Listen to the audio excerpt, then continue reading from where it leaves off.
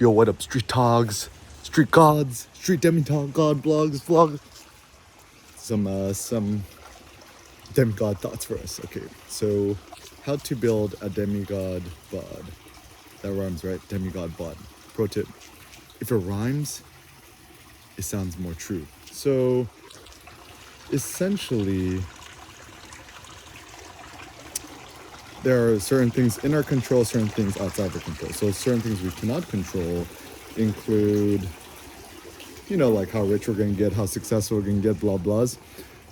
However, things we could control is to craft a demigod bod for ourselves. So what does that mean? I have some theories. First and foremost,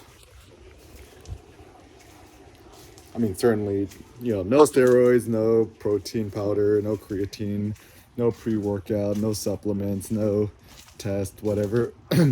I think all you need to do is lifting motion. So I have another theory. Pressing motions are bad, lifting motions are good. So I was thinking about it's like, we call it weightlifting, we don't call it weight pressing.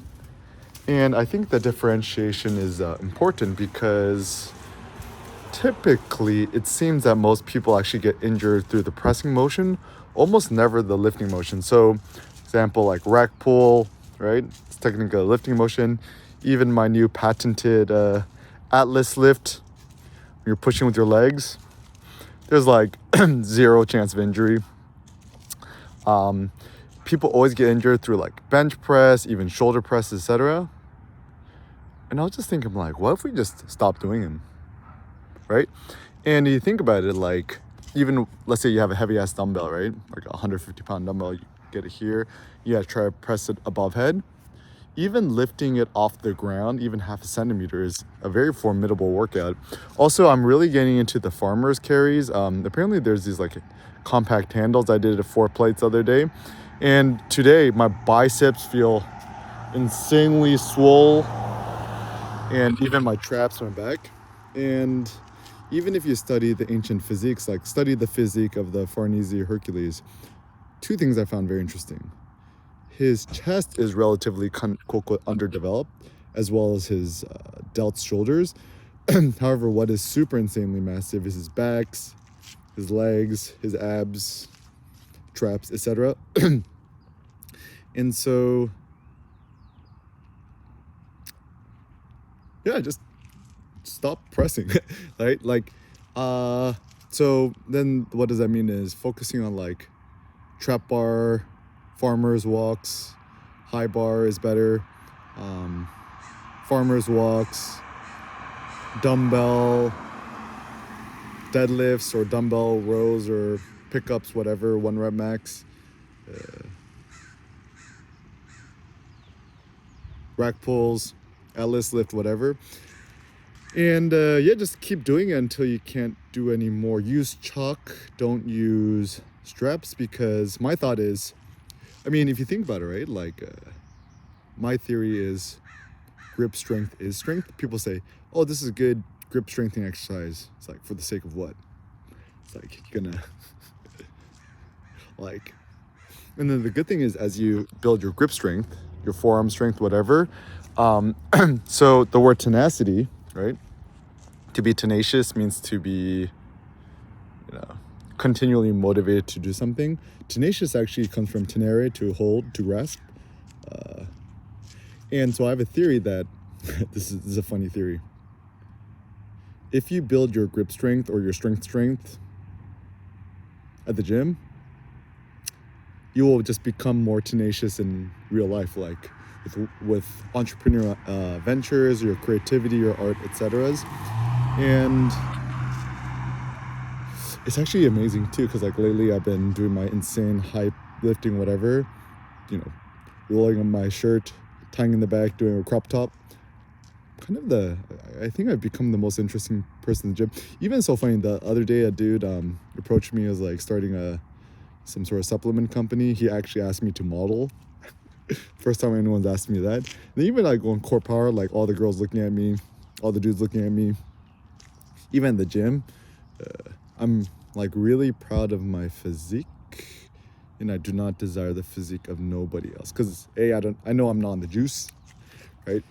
Pro tip. You want to see if somebody's on the juice, right? Just ask them at the juice. Hey, bro, you're looking super swole. What cycle you on? Then they finna be like, look at their faces. Or another thing is the pro tip.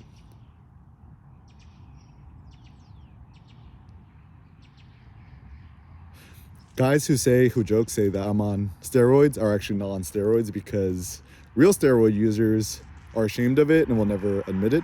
Even like you watch all these bodybuilding documentaries, the number one thing on everyone's mind is, are these guys taking steroids?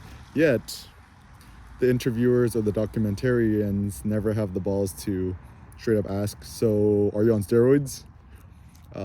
So even our best friend Vlad, who makes all the pumping iron documentaries, the weightlifting ones, I think they're very, very interesting, entertaining. I actually really like them on Netflix and beyond.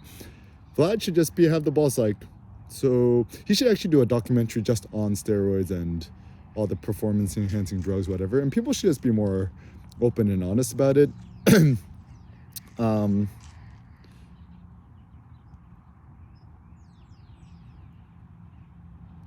And so actually the interesting thought I have is, if you made more transparent when people do steroids, whatever, and you took away the shame of taking steroids and performance enhancing drugs, I would actually say it would dissuade people from doing it, because once you find out that the dude's super jacked because he's on steroids, it doesn't actually motivate you to take steroids to look jacked like him.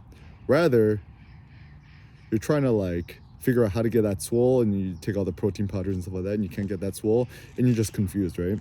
So for me, good morning.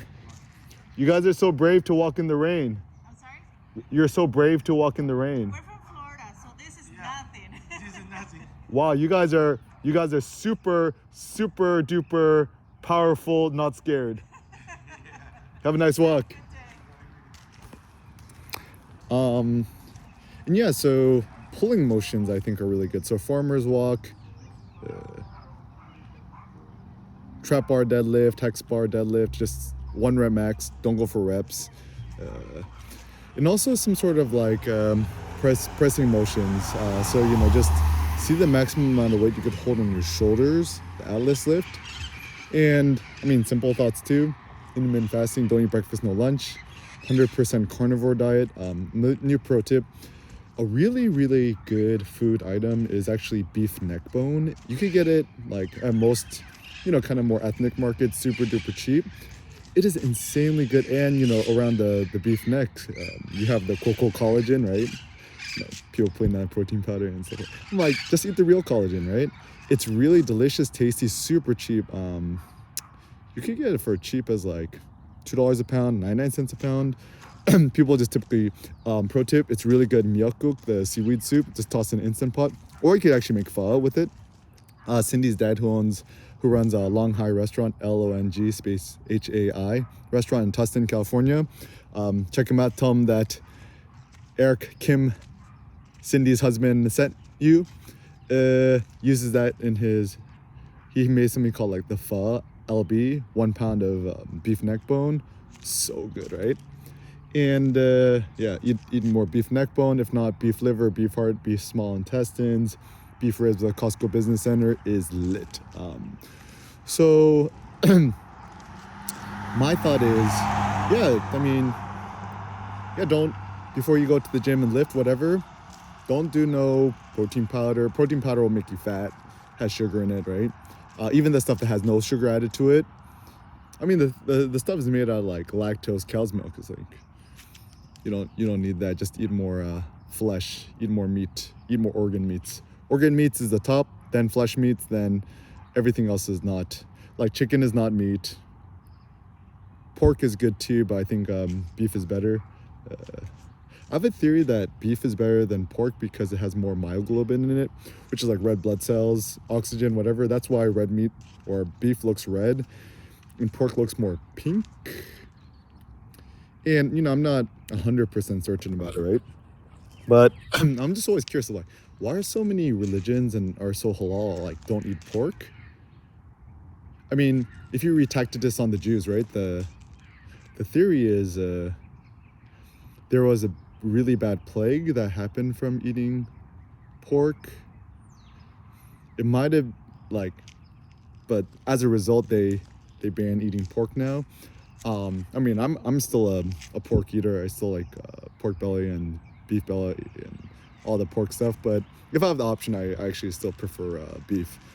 Um, so yeah, just 100% carnivore diet. The only non-meat item to eat is like collard greens, dark leafy greens, kale, bok choy, whatever. Um, Eat or just kimchi. Get your mom to make some. No sugar added. Even be careful. A lot of fish sauce. Even if you're Vietnamese, right? You go to the market. Fish sauce, the three crab has sugar added, or the fructose something. At Costco now they actually sell a fish sauce that has no sugar added. Get that. Don't eat the sriracha has sugar. Like always, just read the ingredients and see if there's sugar in the ingredient list. Just don't eat sugar. Just quit sugar. And people say, yeah, but I love carbs. I love rice. I've been eating rice since I've been X, Y, and Z. But that's like saying I grew up eating Twinkies, and I love Twinkies, and I'm addicted to Twinkies.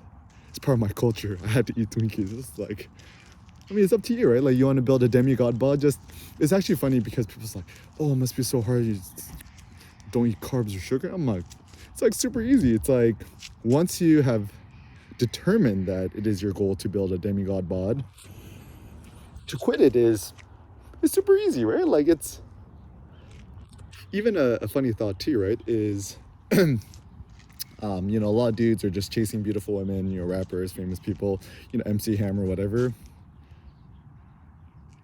Once you realize that, in fact, to maximize your manliness or your strength or your power is to actually take a vow of celibacy. You're talking to the pretty girls, flirting with them, whatever. It's just more of a fun play thing. It's actually, you don't actually want to bed nobody, or you don't want to blow your load. Then you just become a lot more focused, and just conserve your spunk for when you want to have a kid, or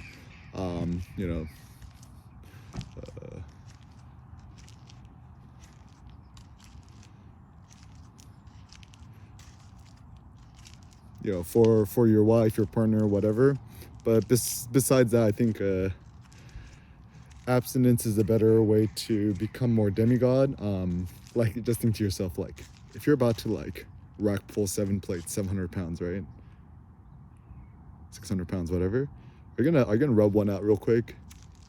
Probably not, right? And so I think also the boxers and fighters, the superstition of not having sex, or whatever, the night before. Actually, I think there is some good wisdom in it. Even Nietzsche in his philosophy mentions that. He's like, a lot of youth spend too much of the energies chasing women and blowing their load, but that's not a good thing. But anyways, so just as a goal for the new year, I just say go 100% carnivore diet, right? And just try to make a record. How many pounds of meat can you eat sitting?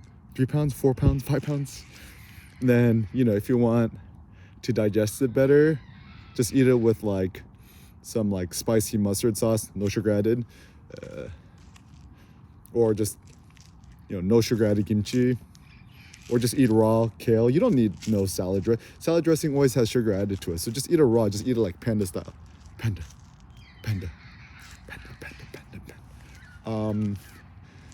And yeah, I say intermittent fasting, no breakfast, no lunch. You don't need to eat nothing. Just before you go to the gym, just have a shot of espresso. I actually think that the best thing in our workout entrepreneurial toolkit is just get a cheap espresso machine. We just bought a refurbished Amazon open box, whatever. The DeLonghi machine was only like $100, and it actually works really good. And one good coffee, just get some Death Wish coffee on Amazon or whatever. Or you could get, Cindy got this like big ass like 5-pound bag of freshly roasted coffee, the Ethiopian Yirgacheffi. Really, really good, super duper cheap. And I think the good thing about espresso is don't add no sugar, don't add no cream, don't add no milk. Plant-based things are bad. Another pro tip about health: when people say something is healthy for you, it's not. And when people say eat this because it's good for you, It's not. How come no one's ever like, you should eat more meat, it's good for you, right? No one, ain't nobody ever finds it. Another thing too is like, whenever your doctor or something gives you advice, just like look at him or her, whoever. It's like, is this person in better shape than me or worse shape than me? Or if you're doing yoga or you can get personal trainer or whatever, just look at the instructor as like, is this person more swole than me or less swole than me? Use that as a thing. Or when you're judging other dudes, right?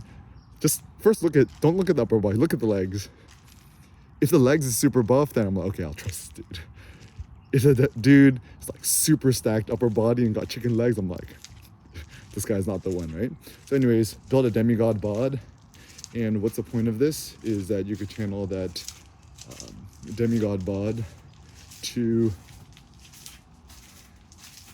become more intense, more epic, to channel that bod to create more great things, to empower others, and to philosophize, create new ideas, and to push the human race forward.